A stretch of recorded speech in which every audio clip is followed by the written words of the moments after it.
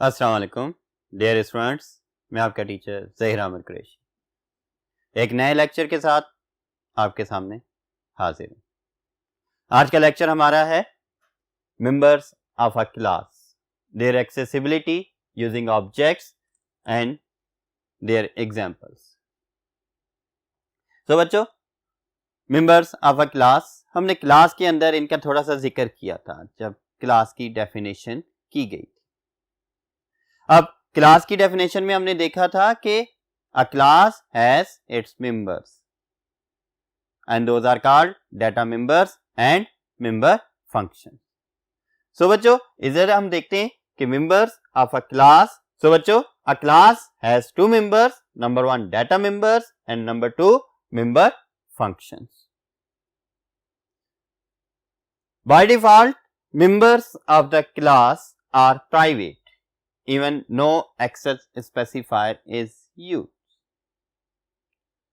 बच्चों, अगर तो कोई एक्सेस स्पेसिफायर यूज नहीं किया गया तो members of the class by default private होते हैं। उन्हें क्लास के अंदर ही एक्सेस किया जा सकता है, क्लास से बाहर उन्हें एक्सेस नहीं किया जा सकेगा। अगर हम उन्हें प्राइवेट नहीं रखना चाहते फिर हमें एक्सेस स्पेसिफायर्स को यूज करना पड़ता है, जो कि पब्लिक भी हो सकते हैं, प्रोटेक्टेड भी हो सकते हैं और प्राइवेट भी हो सकते हैं। सो बच्चों, पहला जो मेंबर ऑफ द क्लास है डाटा मेंबर, ये क्या है और इसे किस तरह से यूज किया जाएगा इसे हम डिस्कस करते हैं। So data members, the attributes are the variables of the class are called data members. जो वेरिएबल्स क्लास के अंदर डिक्लेयर्ड हैं, सो बच्चों वो एट्रीब्यूट्स जिनके जरिए उस क्लास को रिप्रेजेंट किया जा सकता है, उस क्लास की डिफरेंट वैल्यूज को यूज किया जा सकता है, वो उसके डाटा मेंबर्स होंगे और उन एट्रीब्यूट्स को वेरिएबल्स के थ्रू ही कंट्रोल किया या स्टोर किया जा सकता है। Next point, data members are usually declared under the private access specifier.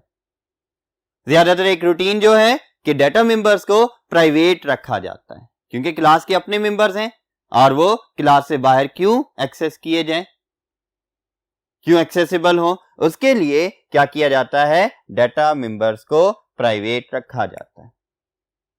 To be privately accessed within the class, like different departments हैं। डिपार्टमेंट्स के अंदर कुछ डाटा उस डिपार्टमेंट का अपना कॉन्फिडेंशियल डाटा होता है और बाकी डाटा जो पब्लिक डाटा होता है, जो बाकी डिपार्टमेंट्स के साथ शेयर्ड भी होता है। ठीक है, तो बेटा वो जो उनका अपना डाटा है, प्राइवेट डाटा है, वो सिर्फ उस डिपार्टमेंट के अंदर ही एक्सेसिबल होता है, उससे बाहर एक्सेसिबल नहीं हो सकता। लाइक किसी भी ऑर्गेनाइजेशन का प्राइवेट नेटवर्क उसके बाहर एक्सेसिबल नहीं होता, जिसे हम लैन कहते हैं, लोकल एरिया नेटवर्क। जिधर वो एक्सेस दी जाएगी सिर्फ वहीं पर एक्सेसिबल होगा। इन द सेम वे हमारे पास डाटा मेंबर्स को भी क्या रखा जाता है, प्राइवेट रखा जाता है। लेकिन लाजमी नहीं है कि सिर्फ प्राइवेट ही रखे जाएंगे, इन्हें पब्लिक नहीं रखे जा सकते, इन्हें हम पब्लिक भी रख सकते हैं। However, data members can also be used under public access specifiers। अब हमारे पास बहुत सारी वैल्यूज हैं, बहुत सारे एट्रीब्यूट्स हैं। कुछ एट्रीब्यूट्स कॉमन एट्रीब्यूट्स हो सकते हैं जो हर किसी के लिए कॉमन है, मल्टीपल क्लासेस के कॉमन एट्रीब्यूट्स हो सकते हैं, या एक क्लास के ऐसे एट्रीब्यूट्स हो सकते हैं जिन्हें कहीं से भी एक्सेस किया जा सके, तो उन्हें पब्लिक रख लिया जाएगा। लेकिन जो प्राइवेट है ज्यादातर क्या रखा जाता है, प्राइवेट रखा जाता है। एम्प्लॉय की एक क्लास बना ले। अब एम्प्लॉय नेम क्या है, डाटा मेंबर है। जेंडर डाटा मेंबर है। सैलरी डाटा मेंबर में आती है। इसी तरह और भी बहुत सारे एट्रीब्यूट्स हैं एम्प्लॉय के, लेकिन इनमें से लाजमी नहीं है कि सारे के सारे पब्लिक हों। कुछ उनमें से पब्लिक होते हैं, like name, father name, contact number, gender, address, scale, ये चीजें पब्लिक हैं, लेकिन और बहुत सारे एट्रीब्यूट्स हैं वो क्या होते हैं, कॉन्फिडेंशियल होते हैं, उन्हें प्राइवेट रखा जाता है। तो डाटा मेंबर्स को हम दोनों तरह से रख सकते हैं, प्राइवेट भी पब्लिक भी, लेकिन ज्यादातर डाटा मेंबर्स प्राइवेट रखे जाते हैं। बाकी पॉइंट्स के लिए हम नेक्स्ट बोर्ड पर मूव करते हैं। ओके बच्चों, नेक्स्ट पॉइंट डिस्कस करते हैं। For each object of a class a separate copy of the data members is created in memory. मतलब कि अगर हमने एक से ज्यादा ऑब्जेक्ट्स बनाए हैं सेम क्लास के, तो हर ऑब्जेक्ट के पास अपने डाटा मेंबर्स होंगे और वो मेमोरी के अंदर सेपरेटली डिफाइंड किए जाएंगे। अगर एक डाटा मेंबर को एक ऑब्जेक्ट के जरिए से कोई वैल्यू असाइन की जा रही है, तो लाजमी नहीं है कि दूसरे ऑब्जेक्ट के थ्रू भी वही वैल्यू उस डाटा मेंबर को प्रोवाइड की जाए। हम वहां से दूसरी वैल्यू दे सकते हैं। और एग्जीक्यूशन में क्या होगा, जब एक ऑब्जेक्ट एग्जीक्यूट होगा तो उसकी वैल्यूज को वो डाटा मेंबर्स एक्सेस कर लेंगे, और जब दूसरा ऑब्जेक्ट एग्जीक्यूट होगा तो उसकी वैल्यूज को लोड कर देगा मेमोरी में सिस्टम। तो इस तरह से यही पॉइंट ये बताया जा रहा है, for each object of a class a separate copy of the data members is created in memory. तो बच्चों, ये था आपके पास डाटा मेंबर्स क्या हैं। Data members are the attributes are the variables defined inside the class. These can be accessed inside or outside the class. Usually these are kept private, but these can be used as publicly by other functions or classes. तो बच्चों, यहाँ इसकी example देखते हैं कि हमारे पास data members कौन से हैं। एक क्लास डिक्लेयर की गई जो किस नाम की है, ABC नाम की है। इस क्लास के अंदर हमने प्राइवेट का एक्सेस स्पेसिफायर यूज कर लिया। अगर ये ना भी करें तब भी ये डाटा मेंबर्स क्या होंगे, प्राइवेट होंगे। इसके अंदर मैंने दो वेरिएबल्स डिक्लेयर किए हैं, कौन से, इंट x और इंट y। मींस दो वेरिएबल्स हैं जो डिफरेंट एट्रीब्यूट्स को रिप्रेजेंट करेंगे, x और y के, और ये बेसिकली क्या है, data members of the class ABC है। मेंबर फंक्शंस को देखते हैं। So the members functions are the functions declared or defined inside the body of the class. Means such functions that are defined or declared inside the body of the class are called member functions. These are used to perform operations on the data members of the class. और member functions क्यों use कर रहे हैं, इस वजह से use किए जा रहे हैं क्योंकि इनके जरिए से उन डाटा मेंबर्स के ऊपर डिफरेंट ऑपरेशंस परफॉर्म किए जाएंगे और डिजायर्ड रिजल्ट्स प्रोड्यूस करवाए जाएंगे। These are usually written under public access specifiers to be accessed from outside the class. अब मेंबर फंक्शंस हैं, इन फंक्शंस को कॉल कहां से किया जाना है, जब भी यूजर को इसकी एग्जीक्यूशन चाहिए होगी ये तब उन्हें कॉल करेगा। और ये कॉल क्लास के अंदर भी हो सकती है और क्लास से बाहर किसी भी फंक्शन के जरिए से उसके ऑब्जेक्ट डिक्लेयर करके इसे कॉल किया जा सकता है। तो बच्चों, ज्यादातर मेंबर फंक्शंस को क्या रखा जाता है, पब्लिक रखा जाता है, ताकि इन्हें हम मेन फंक्शन से कॉल करके इसकी एग्जीक्यूशन को परफॉर्म भी करवा सकें। नेक्स्ट बोर्ड पर चलते हैं, बाकी पॉइंट्स को डिस्कस करते हैं इसके। ओके बच्चों, next point, however these can also be used under private access specifiers, but it is best to use them as public. लेकिन इसे ज्यादातर पब्लिक यूज करना बेटर होता है ताकि इन्हें कॉल किया जा सके और इनकी एग्जीक्यूशन मेन फंक्शन से या किसी भी दूसरे फंक्शन से परफॉर्म करवाई जा सके। लेकिन इन्हें प्राइवेट भी रख सकते हैं। अब किसी भी ऑर्गेनाइजेशन की कुछ ऐसी फंक्शनैलिटीज हो सकती हैं, कुछ ऐसे ऑपरेशंस हो सकते हैं जो सिर्फ उसी ऑर्गेनाइजेशन या उसी डिपार्टमेंट के अंदर परफॉर्म किए जा रहे हो, उनकी एग्जीक्यूशन भी वहीं हो रही हो और वो जनरेट भी वहीं से हो रहे हो, तो ऐसे में उन्हें प्राइवेट रखा जा सकता है। फॉर एग्जाम्पल, हम एक क्लास डिक्लेयर करते हैं जिसका नाम क्या है, एबीसी है। ठीक है, इस क्लास के अंदर हमने दो डेटा मेंबर्स डिफाइन कर दिए, डिक्लेयर कर दिए, जो कि क्या थे, एक्स और वाई, और लेकिन वो किस टाइप के थे, प्राइवेट थे। मींस ये सिर्फ इसी क्लास के अंदर यूज किए जा सकते हैं, इससे बाहर इन्हें एक्सेस नहीं किया जा सकता। बट हम एक फंक्शन डिक्लेयर कर रहे हैं, कौन सा, वाइड डिस्प्ले, और इसके साथ साथ इसे डिफाइन भी कर रहे हैं कि ये क्या करे, सी आउट मेंबर फंक्शन प्रिंट कर दे। अब इस फंक्शन को हमने क्या रखा, पब्लिक। देखिए, एक से ज्यादा एक्सेस स्पेसिफायर्स को भी हम यूज कर सकते हैं डिफरेंट टाइप के डाटा मेंबर्स के लिए या डिफरेंट टाइप के मेंबर फंक्शंस के लिए। तब हमने जैसे ही यूज करना होगा तब हम इस तरह लिखकर इन्हें क्या, पब्लिक एंड प्राइवेट लिखकर हम क्या कर सकते हैं, यूज कर सकते हैं। अब बेटा यहां पर देखिए, हमने इस फंक्शन को पब्लिक बनाया, तो फंक्शन से पहले मैंने क्या लिख दिया, पब्लिक और कॉलन। अब इसके बाद जितने भी फंक्शंस लिखे जाएंगे क्लास के एंड होने तक, वो सारे क्या होंगे, पब्लिक होंगे। अगर हम कोई प्राइवेट फंक्शन लिखना चाहते हैं, हम इस प्राइवेट एरिया के अंदर लिख सकते हैं, या अगर हम कोई पब्लिक डाटा मेंबर डिफाइन करना चाहते हैं तो इस पब्लिक के अंदर हम उन डाटा मेंबर्स को डिक्लेयर भी कर सकते हैं।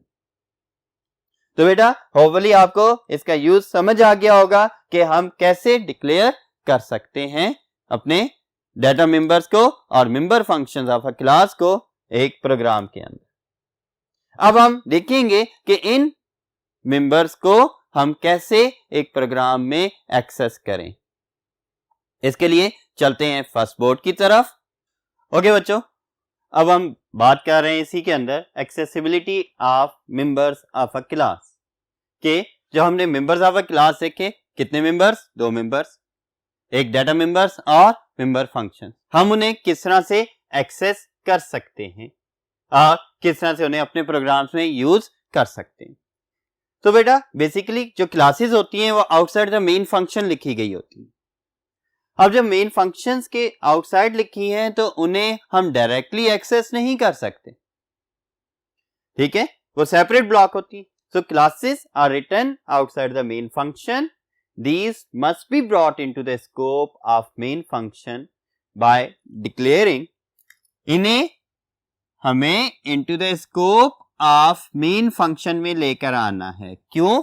क्योंकि प्रोग्राम की एग्जीक्यूशन जो परफॉर्म हो रही होती है वो कहां से परफॉर्म हो रही होती है, मेन फंक्शन से स्टार्ट होती है और मेन फंक्शन पर ही एग्जिट होती है। जितनी भी एक्टिविटीज है, कंट्रोल एक ब्लॉक से दूसरे ब्लॉक में जो ट्रांसफर होता है वो ब्लॉक कौन सा, सबसे पहले मेन फंक्शन ही होता है। उधर से दूसरे ब्लॉक्स पर जाएगा और कंट्रोल वापस मेन ब्लॉक में आ जाता है। सो बच्चों, तो क्लास को भी हमने मेन फंक्शन के स्कोप के अंदर लेकर आना होता है। कैसे लेकर आएंगे, by declaring their objects. Objects की हमने बात की थी और उन्हें डिक्लेयर करके हम उस क्लास को मेन फंक्शन के स्कोप में ले आएंगे। मीन जब एक ऑब्जेक्ट हमने डिक्लेयर कर दिया, अब हम उस ऑब्जेक्ट के जरिए से उस क्लास के डाटा मेंबर्स और मेंबर फंक्शंस दोनों को एक्सेस कर सकते हैं। तो बेटा नेक्स्ट पॉइंट, अब कैसे एक्सेस करेंगे ये चीज हम देखते हैं। To access members of the class, जो कि data member and member functions हैं, इन मेन फंक्शन में मेंबर्स ऑफ द क्लास को एक्सेस करने के लिए डॉट ऑपरेटर यूज किया जाता है। डॉट ऑपरेटर कैसे यूज करेंगे, between object and member name. Like देखेंगे नीचे कि ऑब्जेक्ट नेम और डॉट मेंबर नेम आ जाएगा। तो बच्चों हम आगे देखें कि अगर मेरे पास एक ऑब्जेक्ट है जिसका नाम क्या है, एबीसी है, और उसके क्लास के अंदर हमने एक फंक्शन बनाया हो जो कि डिस्प्ले के नाम का है, तो उसे हम यूज किस तरह से करेंगे, मेन फंक्शन के अंदर, जिसके जरिए से हम उस क्लास के डिस्प्ले फंक्शन को एक्सेस कर सकें। तो उसके लिए हम क्या कर रहे हैं, एबीसी डॉट डिस्प्ले के थ्रू हम इस तरह से लिख लेंगे और हम इसके थ्रू इस तरह एक्सेस कर लेंगे। अब बेटा ये एबीसी ऑब्जेक्ट का नेम कह सकते हैं, सपोज कर रहे हैं कोई भी एबीसी का नेम एज ए ऑब्जेक्ट, और उसके बाद डिस्प्ले का फंक्शन है, कुछ भी डिस्प्ले करवा सकता है, ये मेंबर नेम है, फंक्शन भी मेंबर है और डाटा भी मेंबर में आ जाता है। तो बेटा इस तरह से हम डाटा को एक्सेस कर सकते हैं। फॉर एग्जांपल कोई भी मैं पब्लिक डाटा मेंबर की बात कर दूं और एबीसी ऑब्जेक्ट है, तब भी अगर हम देखें तो एबीसी डॉट लाइक एक्स अगर पब्लिक मेंबर होगा तब एबीसी डॉट एक्स ये वेरिएबल आ जाएगा। वेरिएबल्स के थ्रू एक्सेस होगी वैल्यूज, डायरेक्ट कांस्टेंट वैल्यूज नहीं आएंगी। इसे एग्जांपल के जरिए से अंडरस्टैंड करते हैं कि किस तरह से डाटा को एक्सेस किया जा सकता है क्लास में से। सो नेक्स्ट बोर्ड पर चलते हैं और इसे अंडरस्टैंड करते हैं।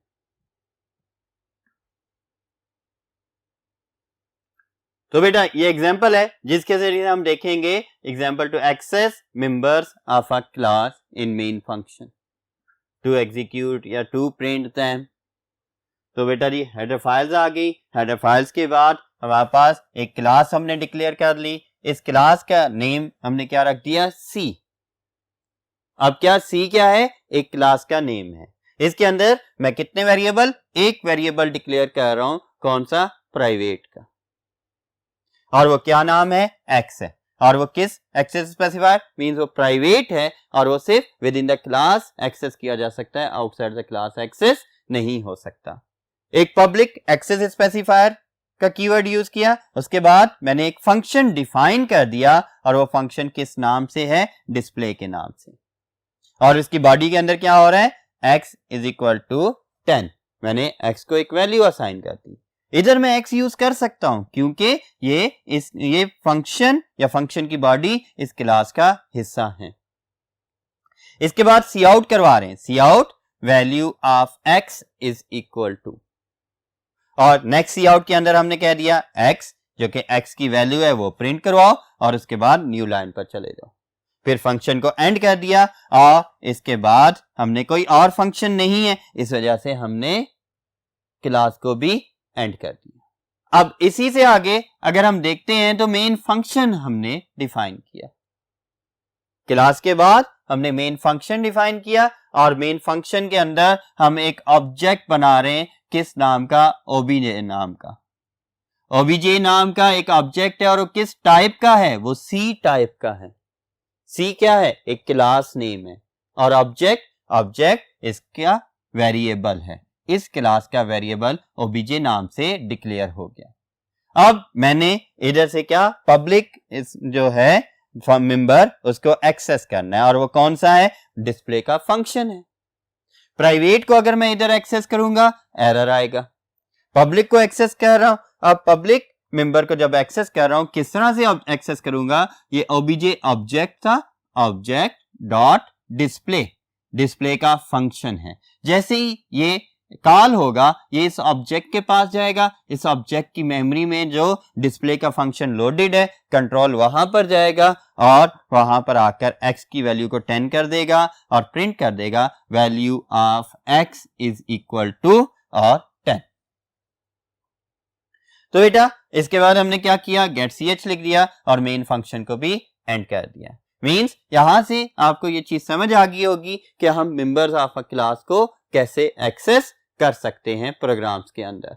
जब भी हमने मेंबर्स ऑफ द क्लास को एक्सेस करना है तब हम क्या करेंगे, डॉट ऑपरेटर यूज करेंगे, लेकिन किन के दरमियान, ऑब्जेक्ट और उसके मेंबर्स नेम्स के दरमियान में, कि कौन सा मेंबर हम एक्सेस कर रहे हैं और किस ऑब्जेक्ट की मेमोरी को यूज करते हुए उसे एक्सेस कर रहे हैं, ये चीजें हमने यहां पर बतानी होंगी। तो इस तरह से हमारे पास ये मेंबर्स, इधर डाटा मेंबर्स हो या मेंबर फंक्शंस हो, ये एक्सेस किए जाते हैं आउटसाइड द क्लास। लेकिन कौन से मेंबर्स होंगे, ये पब्लिक मेंबर्स ही आउटसाइड द क्लास एक्सेस होते हैं। Private members outside the class access नहीं किए जा सकते और इन मेंबर्स को एक्सेस करने के लिए डॉट ऑपरेटर यूज होता है with the reference of the object. और ऑब्जेक्ट किसकी टाइप का होता है, वो क्लास की टाइप का होता है। बच्चों आपको इस एग्जांपल से ये बात समझ आ गई होगी कि मेंबर ऑफ द क्लास कौन कौन से हैं और हम उन्हें कैसे एक्सेस कर सकते हैं अपने प्रोग्राम्स के अंदर। अगर हम इसे एक्सेस नहीं करेंगे तो ये क्लास आपके सोर्स कोड का तो हिस्सा है, लेकिन मेमोरी के अंदर लोड नहीं होगी, मेमोरी डेफिनेशन इसकी नहीं होगी। कब तक? जब तक हम इसका ऑब्जेक्ट नहीं बनाते। अब एक ऑब्जेक्ट बनाया तो इस ऑब्जेक्ट की वजह से क्या हुआ कि सिस्टम ने एक्स के लिए मेमोरी एलोकेट कर दी, डिस्प्ले के फंक्शन के लिए मेमोरी एलोकेट कर दी। अगर एक से ज्यादा ऑब्जेक्ट्स बनाते हैं तो एक पहले ऑब्जेक्ट के लिए अलग मेमोरी एलोकेट कर दी, दूसरे ऑब्जेक्ट के लिए मजीद अलग से मेमोरी एलोकेट कर देगा सिस्टम। तो बच्चों, ये था आज का लेक्चर। उम्मीद है कि आप इसे आसानी से समझ गए होंगे। इसकी प्रैक्टिस करें डिफरेंट एग्जांपल्स के थ्रू, और मुझे इजाजत दें। अल्लाह हाफिज।